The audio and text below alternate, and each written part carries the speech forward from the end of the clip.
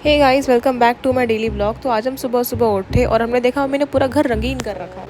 फिर हम चले गए नीचे क्योंकि हमें ब्रेकफास्ट भी करना था। उसके बाद हमने अपने तीनों बच्चों को प्यार से गुड मॉर्निंग बोलने के बाद हम चले गए किचन में और मैंने देखा ये क्या चीज़ है। गाइस, ये लाइटर है। देख रहे हो हम कितने अमीर हैं, अंबानियों को टक्कर दे रहे हैं हम। फिर बनाई हमने अपनी गरम गरम चाय। हाँ, हम इसको ही ब्रेकफास्ट बोलेंगे क्योंकि हेल्दी खाना हमसे खाया नहीं जा रहा है अभी। ग्रीन टी और टैबलेट्स हमने शो पीस के नाम पे रखे हुए हैं। चेरी का बिस्किट खो गया था, फिर हमने इसको बिस्किट ढूंढ के दिया, नखरे किए बट इसने ले लिया और लेके चलती बनी। थोड़ा और परेशान करने के बाद मैं भी बोर हो गई थी, फिर मैं चली गई दूसरे कुत्ते के पास।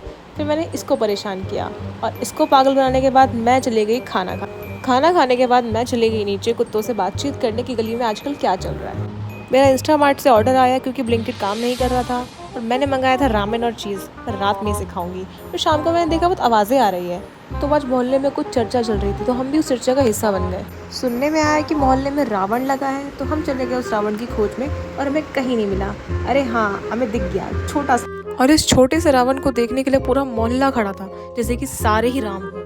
देखते ही देखते भीड़ बढ़ती गई और बढ़ती गई। तब तक दूसरे रावण का भी इंतजाम हो रहा था क्योंकि यहाँ पे एक और रावण लगने वाला है। और जैसे पड़ोसी आके हमारे घर में आग लगाते हैं, वैसे इस रावण को आग लगाया गया। और तब तक यहाँ पे सेकंड रावण की भी तैयारी चल रही थी। तब से मैं इन बच्चों को देख रही हूँ, उन बच्चों ने मुझे परेशान कर दिया, तो मैंने भी इनका हथियार छीन के इनको भी परेशान कर दिया। और यहाँ पे एक और रावण लगा दिया गया और पड़ोसियों ने इसको भी आग लगा दी, जैसे हमारे घर पे आके आग लगाते हैं वो।